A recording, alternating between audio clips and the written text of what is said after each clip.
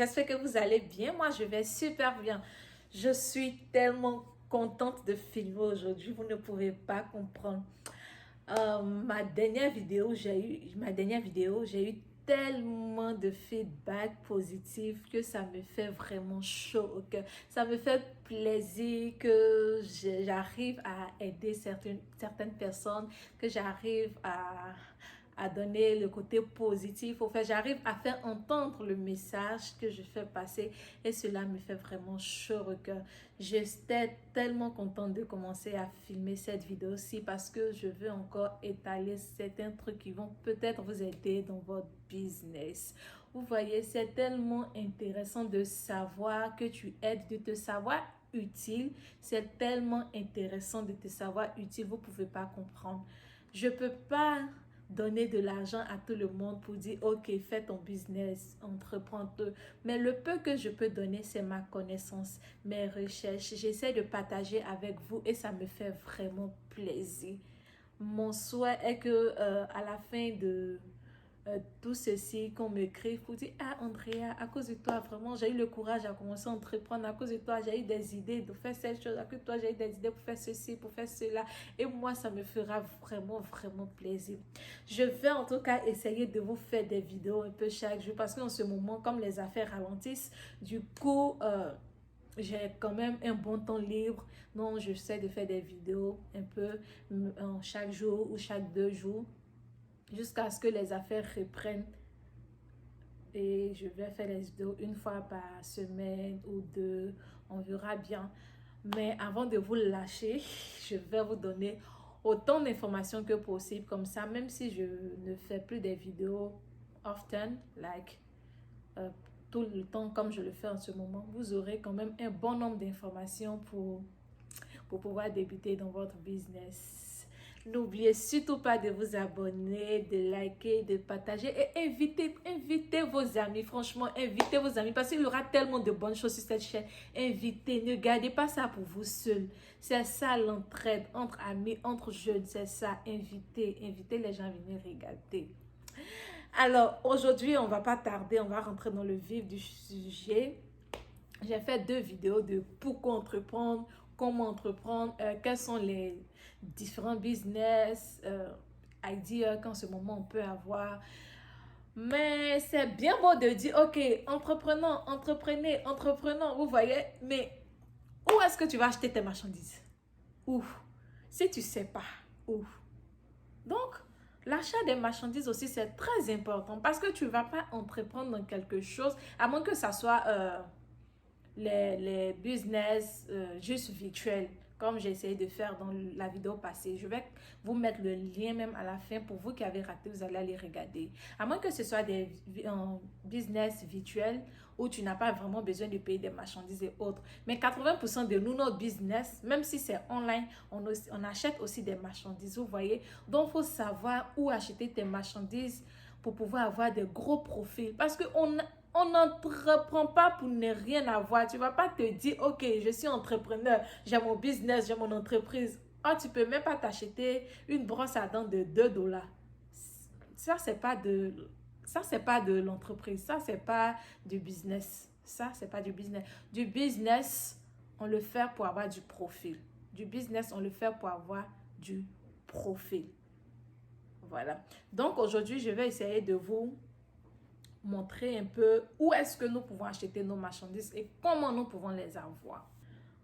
Où est-ce que nous allons acheter nos marchandises? Premièrement, moi, je conseillerais le local. Qu'est-ce que je veux dire par le local? Quand tu as la possibilité, ou même si tu as la possibilité d'acheter tes marchandises quelque part non loin de toi, chez un grossiste ou bien chez une personne qui les fabrique, si tu as la possibilité d'aller là-bas et prendre tes marchandises, ça sera l'idéal. Parce que de un, tu vas économiser en transport. Même si tu prends beaucoup de marchandises, tu n'auras pas à payer à transporter marchandises de localité A à localité B. C'est juste à côté de toi. De deux, tu encourages au fait l'entrepreneuriat autour de toi. Parce que celui qui va faire en gros, c'est lui qui va le fabriquer. C'est lui aussi, il est en train d'entreprendre. Lui aussi, il est en train de créer son business. Donc, pourquoi le laisser et aller prendre ailleurs si tu peux trouver à côté de toi? Vous voyez, dans le business, on essaie de s'entraider. Donc, si tu as vraiment la possibilité, fais-le. Je prends un exemple. Chez moi, à Abidjan, parce que je suis ivoirienne, donc c'est là que je prends l'exemple. Chez moi, à Abidjan, si je veux investir dans les histoires de vêtements traditionnels ou chaussures traditionnelles, je ne vais pas aller quelque part dans un autre pays pour le prendre. À Bassam, il y a des gens qui le font localement. Ils essaient de fabriquer et c'est de très bonne qualité. C'est très, très joli. Je m'en vais, je prends. En gros, j'essaie de négocier avec eux. Je prends et je viens. J'étale mes marchandises, je mets en ligne, je vends. Vous voyez, je fais mon business localement qui me conserve le transport. Je fais aussi, comment on appelle ça, j'aide aussi celui qui est en train d'entreprendre là-bas. Et voilà, chacun s'en sort. C'est comme ça. Si on essaie de réfléchir comme ça, vous allez voir que on n'a pas besoin d'aller donner toutes nos économies ailleurs, mais l'économie reste dans notre pays et l'évolution sera vraiment rapide. Donc, j'encourage vraiment, vraiment le local. Maintenant, si tu as un capital assez élevé et ce que tu aimerais faire n'est pas dans ton pays, là, tu peux aller à l'extérieur. Premier pays que je te conseillerais, la Chine. Tu vas me dire, la Chine, la Chine, tout le monde source en Chine. Tout le monde va prendre ses marchandises en Chine. Et il y a 2 grands sites. Je vais essayer de mettre tous les liens dans la description. Vous pouvez cliquer pour aller regarder. Il y a 2 grands sites où tu peux aller prendre tes marchandises en Chine. Le premier site, alibaba.com ou alibaba.fr pour ceux qui parlent le français. Là-bas, tu vas trouver toutes sortes de marchandises de qualité, de pas qualité, truqué, pas truqué, original, pas original. Tu vas trouver toutes sortes de marchandises sur Alibaba. Essaie de discuter avec eux, essaie de parler avec eux, essaie de leur dire clairement qu'est-ce que tu veux. Le problème avec les Chinois sur Alibaba spécialement, tu dois prendre en gros.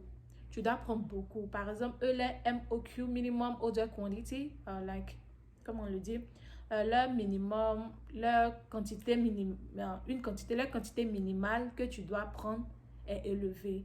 Ils vont te dire, par exemple, pour un même article, il faut prendre jusqu'à 500 pièces avant de pouvoir te le livrer, tu vois. Donc, c'est un peu compliqué. Mais si tu penses que tu as les moyens de te l'offrir, Alibaba est vraiment une bonne référence. Les trucs sont très, très moins chers. Tu ne peux pas te rendre compte. Tu t'imagines, tu achètes 1000 pièces à 100 $. Et les 1000 pièces, tu reviens dans ton pays, tu vends une pièce à 1 $. Tu imagines combien tu vas avoir. Même si tu enlèves le transport, les dédouanements, you still have something to keep as profit. Tu as toujours quelque chose à gagner comme profit.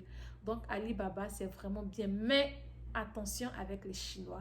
Ce sont des gros voleurs. Pour ne pas dénigrer quelqu'un, ce sont des gens... Tu dois vraiment avoir des techniques pour deal avec eux, surtout si Alibaba. Dans les prochaines vidéos, je vais vous montrer step by step comment négocier les marchandises, comment parler à un manufacturier, une entreprise sur Alibaba et comment surtout se rassurer que ta marchandise est de qualité. Le deuxième site, toujours en Chine, AliExpress. Là-bas, tu n'as pas besoin d'un MOQ, tu n'as pas besoin d'une quantité bien spécifique. C'est comme une boutique, tu t'en vas, tu achètes. Si c'est 10, si c'est 20, tu veux, tu viens, tu achètes et on te livre. C'est comme ça sur AliExpress. Mais le seul souci avec AliExpress, tu ne peux pas parler avec celui qui fabrique directement. Là-bas, lui, il a fini de fabriquer la mie et tu achètes. Or, souvent, quand on veut vendre en tant qu'entrepreneur, tu dois essayer des custom, tu dois essayer d'innover au fait dans ta marchandise. Parce que si ce sont les mêmes choses que tu viens prendre, c'est déjà sur le marché. Si je prends encore la même chose, je viens. Qu'est-ce qui va différencier moi, ma marchandise de l'autre? Et puis le client va accepter de payer chez moi et ne pas payer chez l'autre, tu vois. Donc, tu dois essayer de différencier pour attirer la clientèle. Par exemple, si l'autre, lui, vend cahier, toi, tu décides, ok, moi, je vais vendre cahier avec Bic. Tu vois, toi, tu vends les deux. Puis, on sait que cahier, là, on doit prendre Bic pour écrire. Toi, tu dis, ok, moi, je vais prendre cahier et puis Bic. C'est un exemple.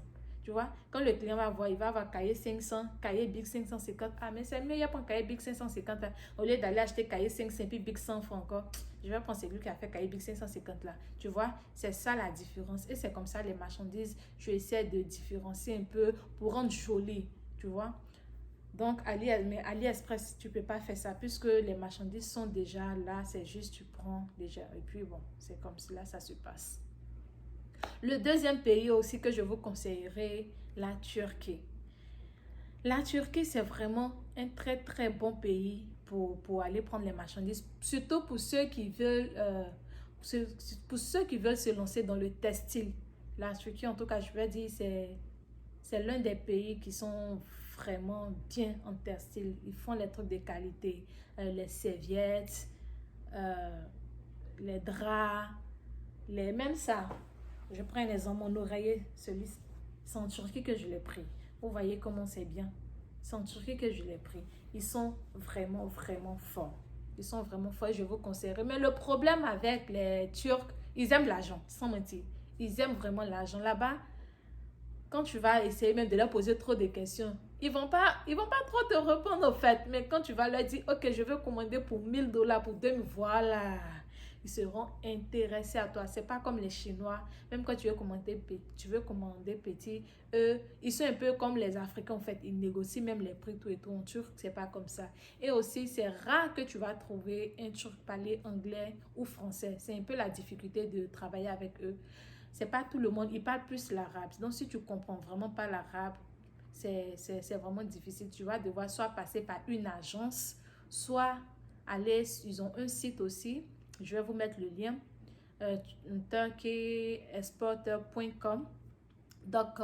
C'est un site où tu vas trouver des manufactureurs, des entreprises où ils ont des représentants qui parlent anglais. Là-bas, tu essaies de voir, tu tapes l'article que tu veux. Par exemple, si c'est le drap, tu tapes drap, ça va sortir et tu vas voir les différentes entreprises. Tu vas essayer de lire les descriptions. Et puis, bon, tu vas les contacter. Ils vont te revenir par email. Donc, la Turquie, pour ceux qui veulent faire le textile, c'est vraiment un lieu pour faire un bon investissement. Le troisième pays, l'Inde. L'Inde, ils sont vraiment, vraiment formidables. C'est vrai que les articles sont légèrement un peu plus chers par rapport à la Chine et la Turquie, mais c'est la qualité totale, surtout la décoration. Pour tous ceux qui veulent se lancer dans la décoration, l'Inde est la première destination. Sans réfléchir. L'Inde est la première destination. Ils font vraiment des oreillers de décoration, par exemple. Ça aussi, ça, c'est pas quitté en Inde, mais ils font ces genres de trucs encore plus jolis et de très, très bonne qualité. Mais là-bas, le problème aussi en Inde, ils n'ont pas vraiment de grands factories. Ils n'ont pas de grandes compagnies. Ce sont des petits locaux. Tu vois, ce sont les petits locaux du pays qui fabriquent ces genres de pays. Ils fabriquent ça à la main. C'est manuel. Ce sont les petits locaux. Donc, c'est difficile de pouvoir les joindre via Internet, WhatsApp, comme ce que la Chine fait et autres. Donc, en Inde, pour pouvoir travailler là-bas, il faut passer spécialement par les agences. À moins que toi-même tu voyages, même tu partes en Inde pour prendre tes marchandises et autres. Mais il faut passer par les agences, ça sera vraiment très facile. Les agences s'occupent de tout. Je vais vous mettre le contact d'une agence en Inde que je connais particulièrement qui pourra vous aider. Si vous les écrivez, vous dites, vous venez via moi. Bon, anyway. Parce que si vous pouvez les écrire, vous dites, vous les avez trouvés sur Internet. Je vais vous mettre tous ces contacts-là. Mais l'Inde, c'est vraiment une bonne destination pour ceux qui veulent faire la décoration. Ils ont des décos pas possibles au fait. C'est vraiment, vraiment joli. Vous-même, ils ont vraiment des décos. La montre, les oreillers des décos. Ils ont les vases, un peu comme style marocain, façon là. Mais ils font vraiment tout à la main. Et c'est très joli. C'est de très, très, très bonne qualité. Et le quatrième pays que je vais vous proposer, c'est les États-Unis. Ici aussi, c'est un peu difficile d'avoir des marchandises. Une chose est sûre, quand tu as tes marchandises ici, c'est de qualité. Certes, il y a beaucoup aussi qui prennent en Chine et puis viennent aux États-Unis, mettent comme si c'est ici bien. Mais une chose est sûre, quand tu gagnes un bon manufactureur ici, c'est vraiment de bonne qualité. Mais le problème avec prendre les marchandises aux États-Unis, eux, ils font affaire avec les business légaux. Qu'est-ce que ça veut dire? Tu dois t'enregistrer en tant qu'un business légal auprès des États, auprès des autorités. Tu dois avoir ton seller permit, like ton permis d'achat, ou ton permis de vendeur. Comme ça, ils savent que tu es en règle, ils peuvent te vendre leurs marchandises et toi, tu vas payer les tasses. Parce qu'ici, ils ne s'amusent pas avec les tasses. Ils ne s'amusent vraiment pas avec les tasses. Donc, quand ils commencent à discuter avec toi-même, le premier requirement, en fait, le premier élément qu'ils vont te demander, faut upload, genre, faut envoyer ton seller permit, ton LLC, like tes documents, en fait, tes documents qui montrent que tu as une entreprise bien installée, une entreprise bien légale. Vous voyez? Or, en tant qu'étranger, ce sera vraiment difficile puisque vous n'avez pas d'entreprise basée aux États-Unis. Vous n'avez pas d'entreprise basée aux États-Unis. Certes que vous pouvez toujours faire une entreprise aux États-Unis. Si vous êtes intéressé, je peux faire une vidéo comment créer une entreprise virtuelle aux États-Unis. Et pour avoir le seller permit et autres, pour pouvoir facilement prendre vos marchandises ici. Mais pour ceux qui sont ici, vous pouvez créer votre entreprise facilement et source aux États-Unis. Ça sera aussi quelque chose de bien. Ça va vous éviter les transports Chine, États-Unis ou bien Turquie, États-Unis ou Inde, États-Unis. Vous faites le truc localement. C'est juste par UPS ou FedEx, ils vont vous envoyer et le transport sera vraiment pas coûteux. Alors, je vous ai donné quelques idées de pays où vous pouvez source. Je ne suis pas vraiment trop rentrée en détail parce qu'en une vidéo, tu ne peux pas faire détail de chaque pays. J'ai essayé de donner une idée générale. Peut-être dans les vidéos suivantes, je vais essayer de faire pays par pays, donner des détails. On va aller ensemble dans mon ordinateur. Je vais vous montrer comment les étapes et tout. J'espère que vous avez aimé la vidéo. On va se dire par là au revoir et à la prochaine.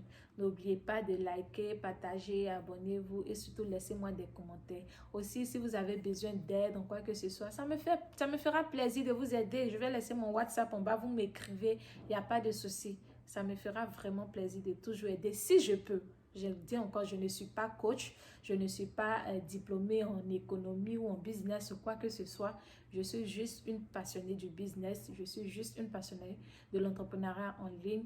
Donc, j'essaie de chercher, approfondir mes connaissances chez mon ami de tous les jours, Google. Et ces connaissances-là, j'essaie de partager avec vous. Mon expérience, les connaissances que je recherche avec mon ami Google, c'est tout le tout emballé que je prends pour venir partager avec vous. Donc, si vous aussi, vous avez vraiment des idées, vous avez des connaissances, vous savez comment source, quel pays où tu peux aller prendre tes marchandises, vous pouvez les mettre en commentaire. Ça va peut-être aider quelqu'un qui va passer par cette chaîne. On ne sait jamais. Ça fait vraiment du bien d'aider et donner de l'amour autour de vous. Vous allez voir, les portes vous seront ouvertes. Alors, je vous dis à la prochaine et je vous aime très fort. Love you. Bye bye.